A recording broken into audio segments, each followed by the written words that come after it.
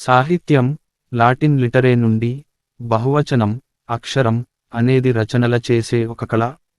ఇది ప్రచురించబడిన వనరులకు మాత్రమే పరిమితం కాదు, అయితే కొన్ని పరిస్థితుల్లో వాటిని మినహాయించవచ్చు.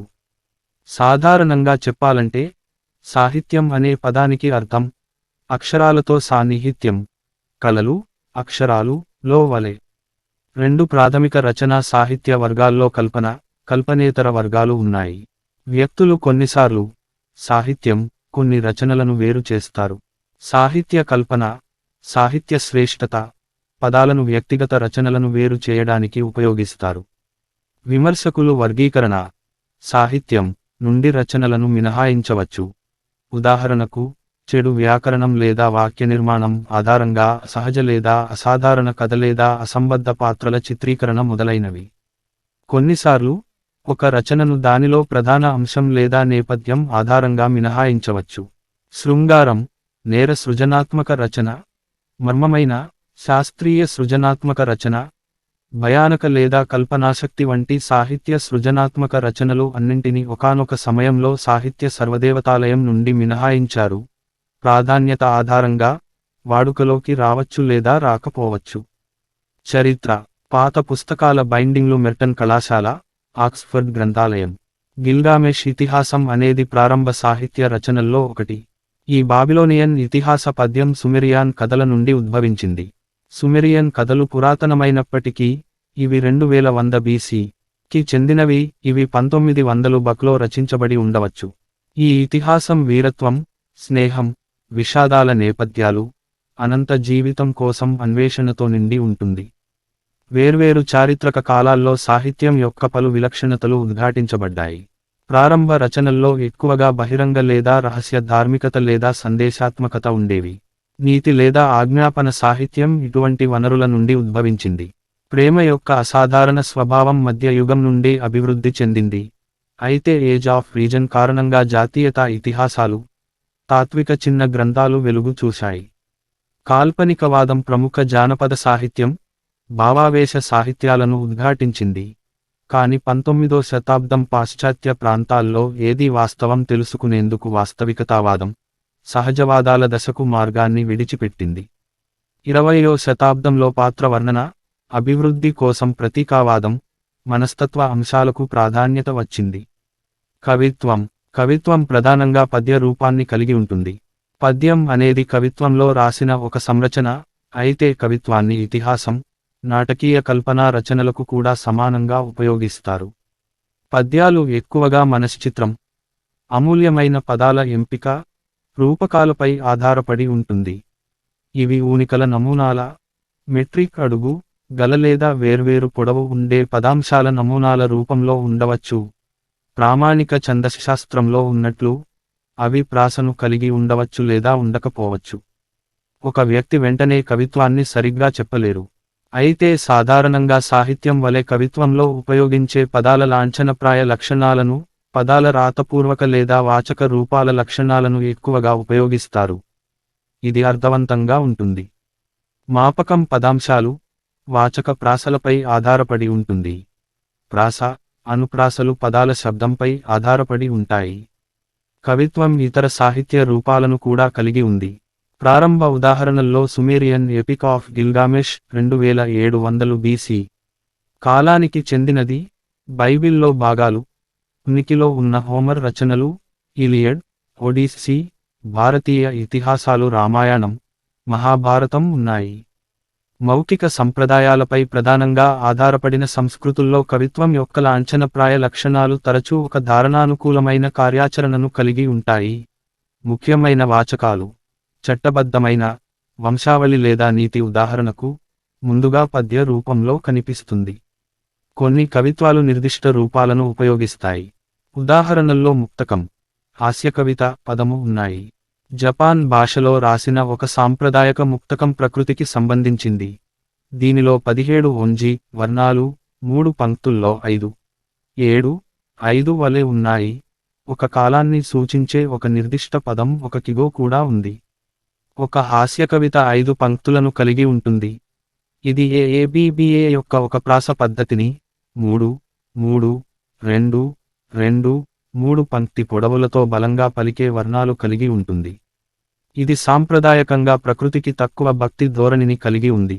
ఒక సాధారణ కవిత్వ నిర్మాణానికి అనుగుణంగా లేని కవిత్వాన్ని స్వేచ్ఛా పద్యం అని పిలుస్తారు. భాష, ఆచారాలు కొన్ని కవిత్వ నియమాలను నిర్దేశిస్తాయి. పెర్షియన్ కవిత్వం ఎల్లప్పుడూ ప్రాసతో ఉంటుంది. గ్రీకు కవిత్వం అరుదుగా ప్రాసలను కలిగి ఉంటుంది. ఇటాలియన్ లేదా ఫ్రెంచ్ కవిత్వం తరచూ కలిగి ఉంటుంది. ఆంగ్లం, జర్మన్ కవిత్వం కలిగి ఉండవచ్చు, లేకపోవచ్చు. అయితే ఆంగ్లం కవిత్వం యొక్క అత్యధిక పదసమాహార శైలి ముక్తపద్యం. దీనిని షేక్స్పియర్, మిల్టన్ రచనల్లో గమనించవచ్చు. ఇవి ప్రాసలేని లఘువులను కలిగి ఉంటాయి. కొన్ని భాషల్లో పొడవైన పంక్తులను ఇష్టపడతారు, కొన్ని భాషల్లో చిన్న పంక్తులను ఇష్టపడతారు. ఈ సంప్రదాయాల్లో కొన్ని నిర్దిష్ట భాష యొక్క పదావళి, వ్యాకరణాలను ఇతరుల వాటిలో కాకుండా నిర్దిష్ట నిర్మాణాల్లో అమర్చడం ఫలితంగా జనించాయి. ఉదాహరణకు, కొన్ని భాషల్లో ఇతర భాషల కంటే మరింత ప్రాసతో కూడిన పదాలు ఉంటాయి లేదా సాధారణంగా పెద్ద పదాలు ఉంటాయి. ఇతర వ్యవస్థీకృత సంప్రదాయాలు చారిత్రక ప్రమాదాలు ఫలితంగా జనించాయి. అంటే ఒక భాషలోని పలువురు వాచకులు ఒక నిర్దిష్ట నైపుణ్యం గల లేదా ప్రముఖ కవి కూర్చిన ఒక పద్య రూపంతో ఉత్తమ కవిత్వానికి అనుబంధించబడి ఉంటారు. రంగస్థలం కోసం రచనలు కింద చూడండి సాంప్రదాయకంగా పద్య రూపాన్ని కలిగి ఉంటాయి. ప్రస్తుతం ఇది నాటకశాల, సంగీత నాటకాల వెలుపల చాలా అరుదుగా కనిపిస్తుంది.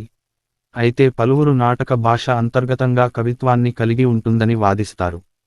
ఇటీవల సంవత్సరాల్లో డిజిటల్ కవిత్వం అనేది ఉద్భవించింది. ఇది డిజిటల్ మాధ్యమాల కళాత్మక, ప్రచురణ, సింథటిక్ నాణ్యతల సౌలభ్యాన్ని ఉపయోగించుకుంటున్నాయి. వ్యాసాలు. ఒక వ్యాసంలో రచయితకు వ్యక్తిగత అభిప్రాయంలో ఒక అంశంపై ఒక చర్చ ఉంటుంది. ఉదాహరణకు మిచెల్ డే మోంటాయిగ్నే లేదా చార్లెస్ లాంబ్ల రచించిన రచనలు చెప్పవచ్చు. ఆంగ్లంలో ఎస్సే అనే దానిని ప్రయత్నం నుండి తీసుకున్నారు.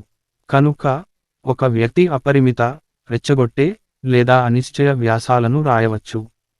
ఎస్సేస్ అనే పదం మొట్టమొదటిగా మిచెల్ డే మోంటాయిగ్నే యొక్క స్వీయ ప్రతిబింబ కవితాశక్తులకు వర్తించారు.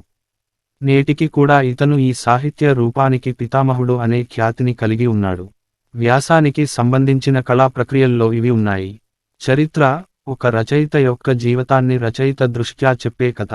లేఖారూప రచన, సాధారణంగా ఒక సాధారణ, సందేశాత్మక లేదా సరసరమైన లేఖ. లేడీ మురాసాకి యొక్క రచనలు, ఇబ్న్ తుఫైల్ చే Arabic Hayy ibn Yaqdhan, Ibn al Nafis చే Arabic Theologus Autodidactus, Luo Guanzhong చే Chinese Romance of the Three Kingdom.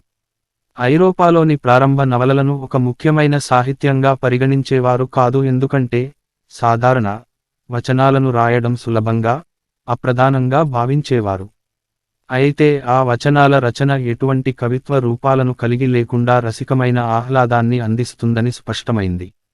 అంతేకాకుండా పద్య నిర్మాణాన్ని అనుసరించిన స్వేచ్ఛా రచయితలు తరచూ మరింత క్లిష్టమైన కథాంశంగా అనువదిస్తారు లేదా ఒకరి కంటే మరింత వివరణాత్మకంగా వివరిస్తారు.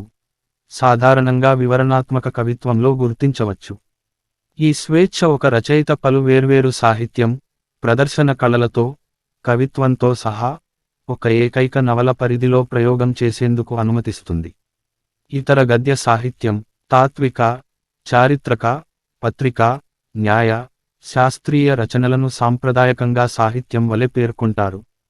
ఇవి ఉనికిలో ఉన్న పురాతన గద్య రచనలను అందిస్తున్నాయి.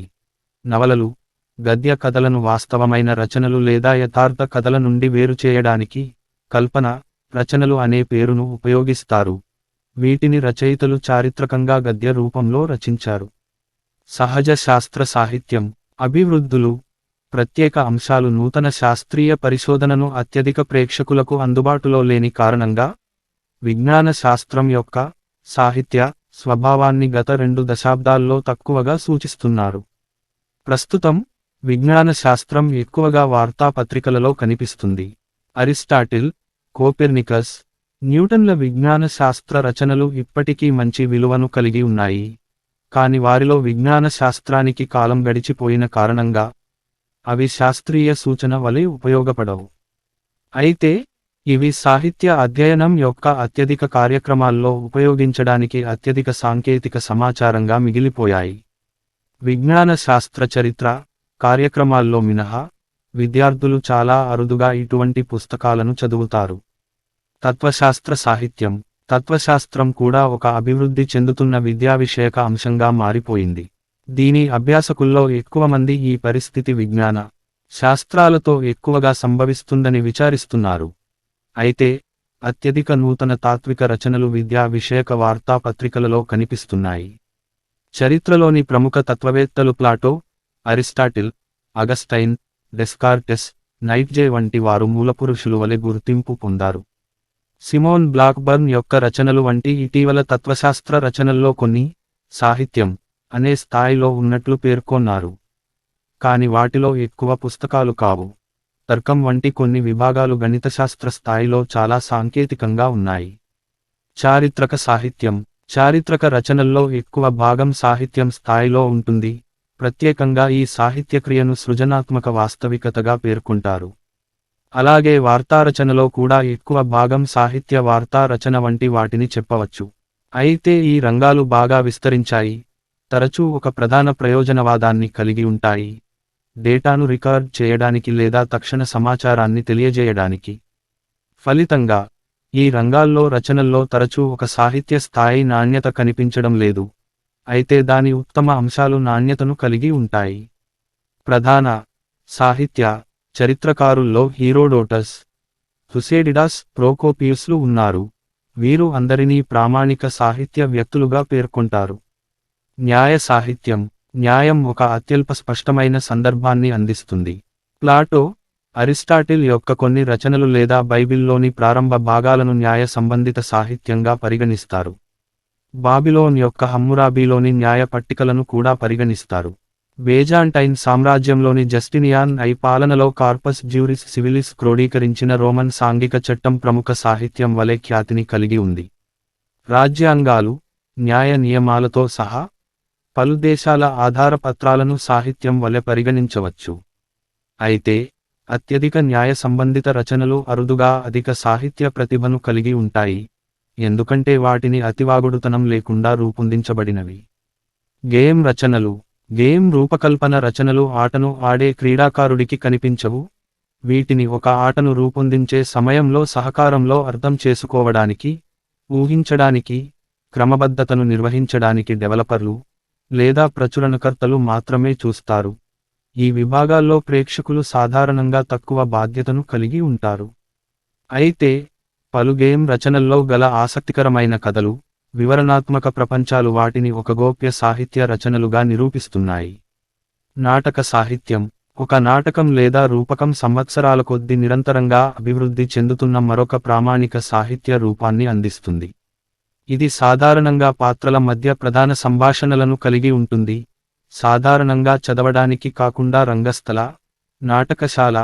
నాటకశాలను చూడండి ప్రదర్శనను లక్ష్యంగా చేసుకుంటుంది. 18వ-19వ శతాబ్దాల్లో నాటకశాల కవిత్వం, నాటకం, సంగీతాల కలయికతో అభివృద్ధి చెందింది. దాదాపు అన్ని నాటకాలు ఇటీవల కాలం వరకు గద్య రూపాన్ని కలిగి ఉన్నాయి. షేక్స్పియర్ ఒక ప్రధాన నాటకంగా చెప్పవచ్చు. ఉదాహరణకు రోమియో అండ్ జూలియట్ అనేది ఒక ప్రామాణిక ప్రేమ నాటకం. సాధారణంగా దీనిని సాహిత్యం వలె అంగీకరిస్తారు. గ్రీకు నాటకం మనకి తెలిసిన రూపంలో నాటకం యొక్క ప్రారంభ రూపానికి ఉదాహరణగా చెప్పవచ్చు. ఒక నాటక సాహిత్యక్రియ వలె విషాదాంత నాటకం మతపరమైన, సాంఘిక ఉత్సవాలకు సంబంధించిన ఒక ప్రదర్శనగా అభివృద్ధి చెందింది. సాధారణంగా ఇవి బాగా ప్రజాదరణ పొందిన చారిత్రక లేదా పురాణ గాథ నేపథ్యాల ఆధారంగా అభివృద్ధి చేయబడతాయి. విషాదాంత నాటకాలు సాధారణంగా చాలా తీవ్రమైన నేపథ్యాలను కలిగి ఉంటాయి. నూతన సాంకేతికతల సృష్టితో రంగస్థలానికి ఉద్దేశించని రచనలు ఈ రూపానికి జోడించబడ్డాయి. 1938లో War of the Worlds radio ప్రసారం కోసం రచించిన సాహిత్య సృష్టి, నాటకాల్లో పలు రచనలను చలనచిత్రాలు, టెలివిజన్ కార్యక్రమాలు కోసం ఉపయోగించారు. అదే విధంగా టెలివిజన్, చలనచిత్ర, రేడియో సాహిత్యాలను ముద్రణ లేదా ఎలక్ట్రానిక్ మాధ్యమాలు ఉపయోగించుకున్నాయి. మౌఖిక సాహిత్యం. మౌఖిక సాహిత్యం అనే పదం రాసిన అంశాన్ని సూచించదు, కాని మౌఖిక సంప్రదాయాలకు సూచిస్తుంది. వీటిలో ఇతిహాస, కవిత్వ, నాటక, జానపదగాథ, జానపదగేయ గాథ వంటి పలు రకాలు ఉన్నాయి. ఇతర కథనాత్మక రూప సాహిత్యం. ఎలక్ట్రానిక్ సాహిత్యం అనేది డిజిటల్ పరిస్థితుల నుండి రూపొందించబడిన రచనలను కలిగి ఉండే ఒక సాహిత్య ప్రక్రియ. చలనచిత్రాలు, వీడియోలు, ప్రసార సోప్ ఓపెరాలు ఒక సముచిత స్థానాన్ని పొందాయి. ఇవి తరచూ గద్య, కల్పన కథల కార్యాచరణను కలిగి ఉంటాయి.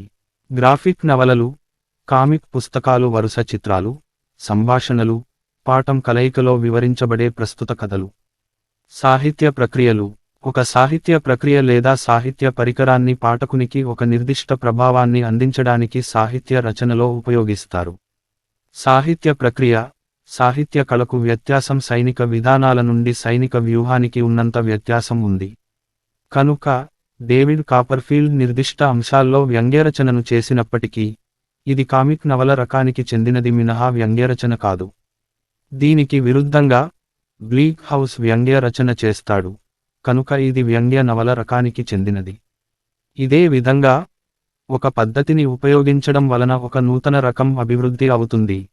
దీనికి ఉదాహరణకు శామ్యూల్ రిచర్డ్సన్ చే మొట్టమొదటి ఆధునిక నవల్లో ఒకటి పమేలా చెప్పవచ్చు.